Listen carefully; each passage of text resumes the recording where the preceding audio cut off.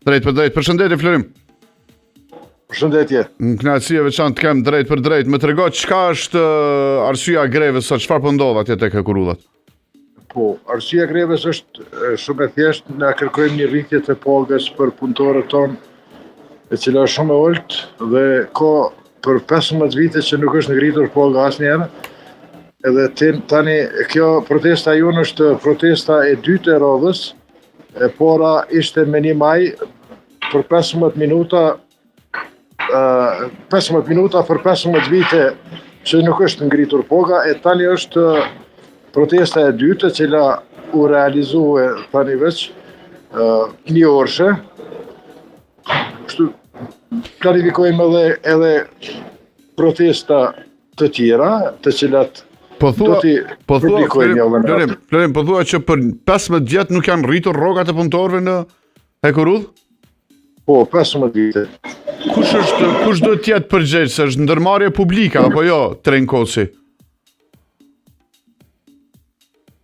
Nuk e di nëse po më dëgjon, më ka ikur Florimi, kam përshtypjen që e ka thirrur dikush në linjë të rregullt për t'i treguar që po e sheh në televizion.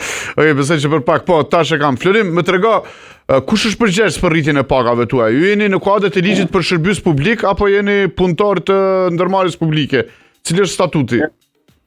Ne jemi punëtor të ndërmarrjes publike na Hekurullat e Kosovës. Tani jemi 2 kompani, edhe Infrakos edhe Trenkos, të cilat jemi në një hall të dyja për shkak të mosngritjes së pagave. Mirë, a keni folur me udhëheqësit e Trenkosit, cila është përgjigjja, çfarë thonë ata? Po, jemi në vazhdimsi në kontakt me menaxhmentin edhe me bordin. Tani nuk kemi diçka që është e lavdëshme apo është në interes të punëtorëve, edhe kështu që na ka mbetë vetëm një rrugë që të bëjmë protesta njerë për njerë, protesta pak më të vogla, nuk po dojmë me bëjë doma të mëdha në kompaninë tonë, mirë po në të ardhmen nëse veç nuk na realizohen kërkesat tona, të cilat nuk janë të mëdha, janë të vogla, edhe atëherë do t'i intensifikojmë kërkesat tona.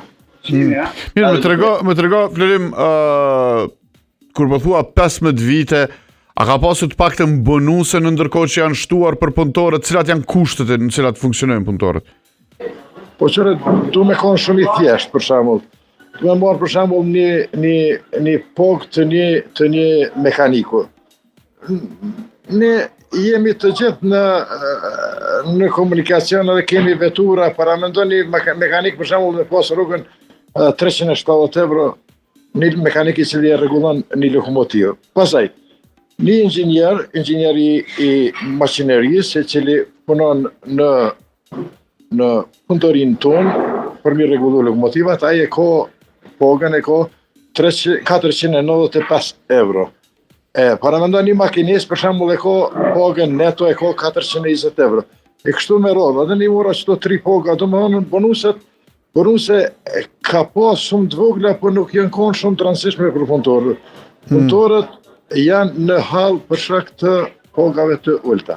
Mirë, a keni folur me kryeshefin cilat janë gjasat, si po performon ndërmarrja?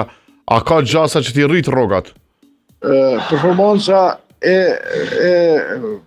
kompanisë është tani ka filluar më përmirësu shumë, meqenëse ka qenë shumë në probleme të mëdha financiare e krejt. Mirë po tash neve po na pengon shumë për shkak që ne nuk po fitojna asgjë.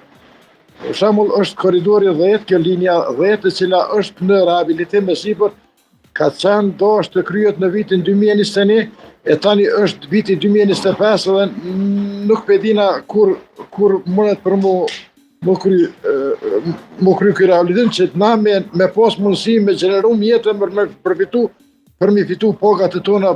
Na jemi të privuar nga puna. Edhe kjo është problemi kryesor. Nëse na pe kuptojna gjendje në menaxhmentit sa ka mundësi për me Mena, mirë po, ne jemi sindikatë dhe na i këshirëm edhe interesin e punëtorëve dhe gjendjen e punëtorëve. Gjendja e punëtorëve pasi është shumë e rëndë, a prap se prap, të gjitha tjerat janë të parancishme në rëndësi me pagën e punëtorëve. Mirë, ku po synoni ju që të bëni presion tek ministria, tek qeveria, se momentalisht duket sikur pa adres dorën në zemër kështu edhe protesta juaj. Nuk kemi qeveri funksionale, nuk kemi ndërmarrja me siguri që përgjigjet do të jap bazë performancës që bëne, që nuk i ka gjasa që t'i rrit rrogat. Cilat janë, ku është qëllimi? Këtu është edhe problemi kryesor. Po mendoj që bordi duhet me reflektue për me bisedu me aksionarin edhe me shiqu në mënyrën se si me mujton pakës me i shpërbli punëtorët, sepse kështu nuk bën mo. Ne duke shtyrë vazhdimisht me vite, ama tash ka ardhur pakës jo funi, po sigurisht që jemi afër fundit, ose mi ngrit pokat ose me ndalë punën, s'kem qëtër rrugdori s'po kem. Dhe ju do të vazhdoni ti ashpërsoni masat sindikale, apo keni paralajmëruar protesta në vazhdim. Çfarë do të jenë masat e ardhshme? Po, sigurisht. Ne estimacioneve tona për datën 26/5/2025 kemi planifikuar që në protesta e kombinuar me grevë të filloj nga ora 8 e mëngjesit me 20 tonën e ardhshme 26, duke të është, deri në realizimin e kërkesave tona. Mirë, urojmë që natyrisht të keni fat në adresimin e kërkesave. Ne do të jemi këtu për t'ju dhënë hapësirë dhe për të parë se çfarë mund të bëhet. Nuk e di nëse do të mund të kem në kontakt kryeshefin ekzekutiv të Trenkosit drejt për drejt, Arta, ma gjeni shpejt numrin edhe ma thrisni kryeshefin. Faleminderit shumë, Florim. Më mbani me pamjen nga protesta tek